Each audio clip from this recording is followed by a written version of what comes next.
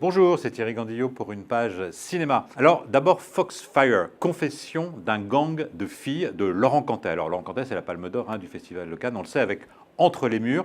Et cette fois, il fait une plongée en 1955 dans une petite ville des États-Unis. Et il va suivre 5 filles d'abord, qui vont être rebelles au lycée, mais juste comme ça, un petit peu pour rigoler. Mais ça devient de plus en plus sérieux. Elles se font d'ailleurs tatouer Foxfire, une langue de flamme toute sur l'épaule. Et puis on tombe petit à petit, ce qui n'était qu'un grand chahut. Et puis finalement, ça devient un combat féministe, un combat libertaire.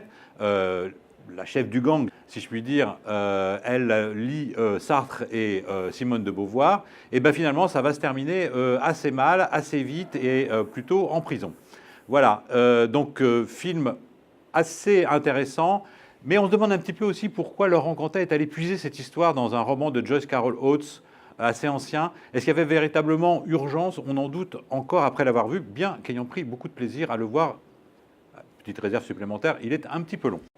Alors, deuxième film maintenant, Gimme the Loot de Adam Léon, un film qui se passe en 24 heures à New York. C'est l'histoire de deux gamins, Malcolm et Sophia, dont le rêve, c'est d'aller taguer une pomme géante dans l'enceinte du stade qui s'appelle le Shea Stadium, que tous les New-Yorkais connaissent. Pour cela, ils doivent trouver $500, c'est quand même une grosse somme pour eux, de manière à soudoyer un éventuel gardien qui pourrait les laisser rentrer pour accomplir leur forfait. Alors on les suit pendant toute une journée, c'est charmant, ça va très vite, ça a été tourné en 21 jours.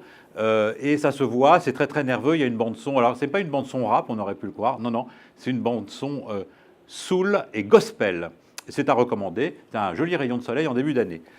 Alors autre rayon de soleil, Cagnes-sur-Mer, 1915, le vieil Auguste Renoir, dont les mains sont perclues d'arthrite, continue de peindre et survient dans sa vie un jeune modèle à bicyclette, comme dirait Yves Montand. Elle est rousse, elle est belle, elle n'est pas farouche, et elle va lui servir de modèle. Et quand Jean, qui vient de se faire blesser à la guerre, on a craint d'ailleurs qu'il soit amputé, arrive, et bien évidemment, il tombe amoureux de la jeune modèle de son père.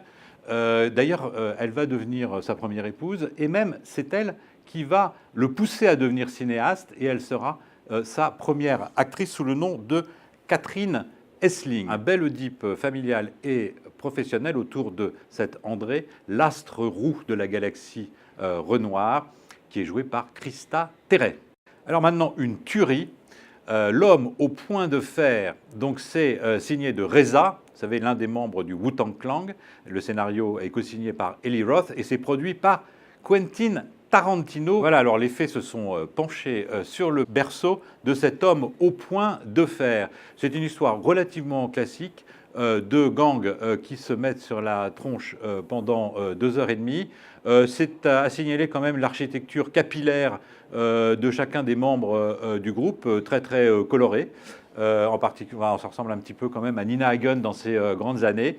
C'est assez drôle. La bande-son, évidemment, avec le Wu-Tang Clan et puis Black Keys et Kanye West est à tomber. Mais on peut également s'en passer. Voilà, à la semaine prochaine.